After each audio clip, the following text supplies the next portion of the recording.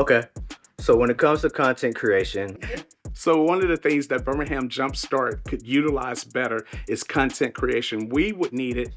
I think the questions that I have about content creation is Content creation, in a nutshell, is cluttered. There's so many things, so many suggestions, tons of algorithms, and even the day that you think you've got it down packed, the internet or the app shuts down. So, my question to Braxton would be,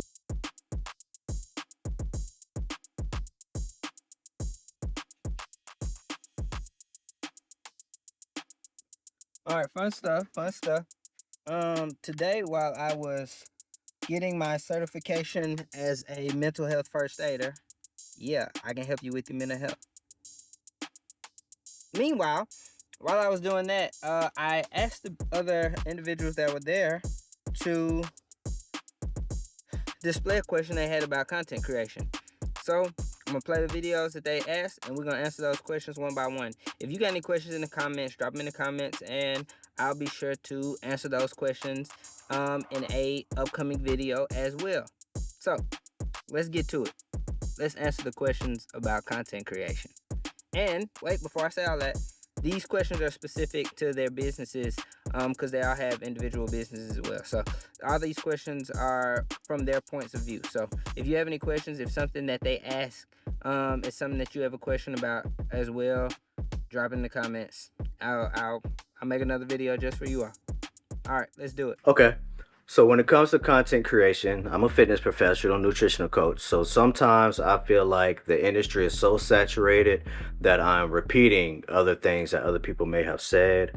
Sometimes I try to put my own little spin on it, but I feel ingenuine sometimes because I know that it's it's being regurgitated a lot. So my process or what I'm trying to work on now is figure out how to be my own genuine self and still provide the information in a exciting and fun way so that it's digested and actually used rather than just swipe.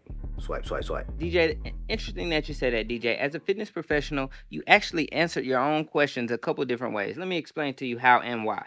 You feel as if the market is saturated, disingenuine, and repeating itself. But when it comes to fitness, there are a lot of things with the body that need to be repeated for people to continue to do over and over again. You have to continue to repeat the same exercises in order to allow them to grow, become stronger, and become better. So repeating yourself is good because then it creates repetition in the mind, and people then remember who told them how to do the thing properly. Now, DJ, you also said that you wanted to make it fun and you want to be genuine with it. Well, you said it yourself. Be yourself. Deliver the information like you see it to be delivered. Don't try to be something that you saw somewhere else. Don't try to do something you haven't done before. Give it to them the way that you know how and the way that you naturally give it to your clients. I've spoken with you before, and your clients are enjoying the process and the time that they spend with you. Deliver the content the same exact way. Just because the camera doesn't speak back doesn't mean that you are not going to give the information to the camera the same way in order to put it in the world in Joe Fitness's style. So be yourself with it, but continue to deliver the information the right way. Deliver the information not only as a nutritional coach, but as a personal trainer. Some personal trainers aren't also nutrition coaches. So you have a leg up over a lot of different people because certain exercises might work better with different eating patterns or different things that you might be eating, or you know how it goes. So deliver the information only the way that you can, because you being genuine to yourself is what people are going to be drawn to. People are actually drawn to you and not the information. And the key point I think will be really good for you is to give them the information the way that you're doing it. Show them, show and tell. Show what you're doing and tell how it's resourceful for you, because that could be resourceful for someone else. 2 key points, DJ. Be your authentic self, because people are actually tuning in to see you and how you do it, and based on the style that you're going to deliver versus anybody else. The second key point is show them how you do it and then explain it to them. You do the things, you eat the things, you do the exercises, and then explain why that's beneficial for someone else. So one of the things that Birmingham Jumpstart could utilize better is content creation. We would need it so that we can help target our audience, so that we can actually highlight our volunteers, our donors, and people that make up our program, even highlighting our student success. And we believe that content creation will help us do that more effectively. Now, Stacy, that's very interesting because you have a nonprofit organization. And with that nonprofit organization, I'd say you need to continue to deliver the value, deliver the information of what this nonprofit does, how it's going to be helpful in the community or around the world, or whatever the specific reasons for for the nonprofit to be beneficial for people. And how can you get more people to notice that, hey, this is something that I can show someone, or this is something that would be beneficial for me. So being able to deliver the value, the purpose of what the nonprofit does and how it's going to be beneficial for people is very important, and showing up on social media is something that I think that would be very well deserved for you. Talk about the things of who it can help and why it's going to help them and what are the benefits of it. How this thing, it's really important that they know the why. Why did this nonprofit start and where does it come from your heart? Because if people really resonate with the why and you, it's going to be easy to convey the message to them. A very important thing you can also do is keep people informed on the progress. Let them know about what events are going on, or what type of things are happening throughout the nonprofit that can be helpful, or that can just keep awareness up. Because the worst thing you can do is be inconsistent, and people forget about things that aren't in front of them. If they're not doing it on a daily basis, or if someone's not continuing to tell them or be vigilant in the field, they're going to forget. Because if it's not important enough for you to keep telling people, it's not going to be important enough for them to keep looking for it. Hey, don't forget to subscribe, like, and do all the YouTube stuff.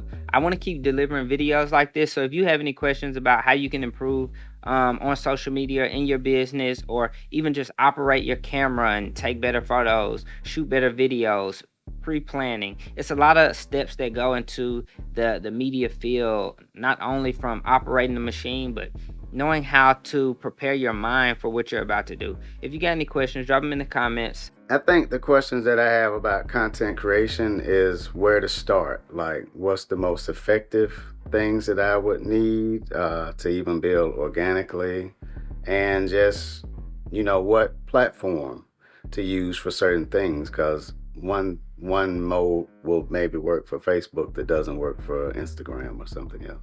So just what to do and where.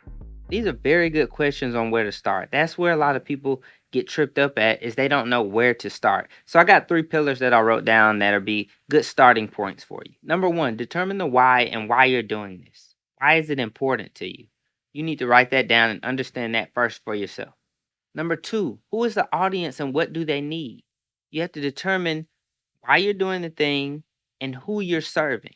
Those are 2 very important things on your starting progress, because if you don't know why or who you're serving, you'll be starting nothing from nothing. Number 3, show and tell. Show them what it is, tell them the payoff, show them why the benefits are going to be beneficial. See, these are very important. See, if I tell you why I'm delivering media to you, and then who I'm delivering media to are the people that don't understand or don't know how to use equipment. But now I'm saying if you do this, you'll be able to benefit and you'll be able to reach, such as because. So you got to know these things. These are 3 very important pillars. Why are you doing it? Who are you serving? And what's the payoff for the person that you're serving? The second part is what platforms to use. Based on the content that you'll be delivering, YouTube will be great for long form content. If you want to keep people updated and let them know what's going on, Instagram is a great tool. If it's more business and more corporate style, LinkedIn is where you want to be. If you want to keep it fun, active, and informative, TikTok is a great place for you. And if you want to build a community and keep things kind of closer and tight knit, and also a older generation, because depending on what you're doing, it could be by generation. Older generation will be on your Facebook, but that younger generation will be on your TikTok. Hi guys, I'm Jessica the Mac Master. Content creation, in a nutshell, is cluttered.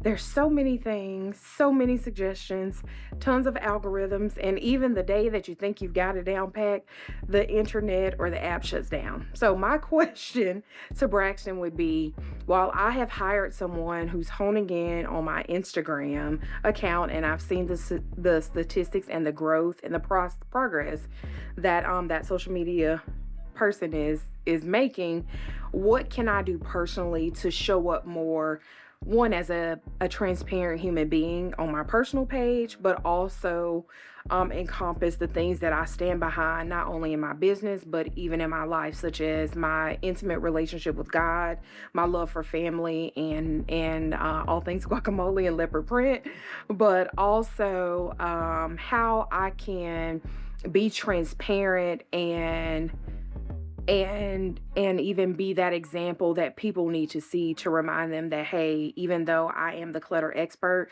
that I too have clutter. Some of mine just may be in my mind. So I repeat, what can you do to help me to be human or show up in human form where I can actually take off my Mac Master outfit and look like my neighbor to help them and to enjoy my own life outside of working? So, Jessica, listening to you, it sounds like you have somebody that's able to do the Instagram for you and building content, and you're already ahead of the game there.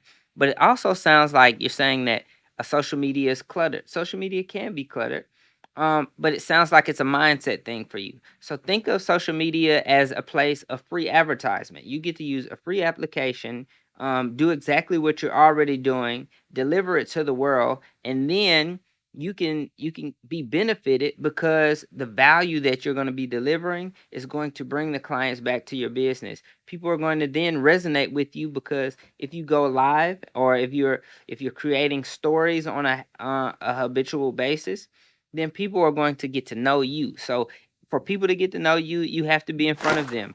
Let them in, show them how you do things around your house or when you're out and about. Bring people along the story with you. Like, let people live your life with you, and then that's how you're able to show up with yourself and with your business, because you can incorporate both of those. People want to know you, and so if you let people know you, you know, you in there. I love to do videos like this at least once a month and just help you out with some of the questions that you might have. I've had tons of questions. I'm still continuing to ask questions and learn myself. So don't ever stop learning or thinking you know it all, because at that point, you'll begin to digress. And I don't want you to digress. All right, see you later.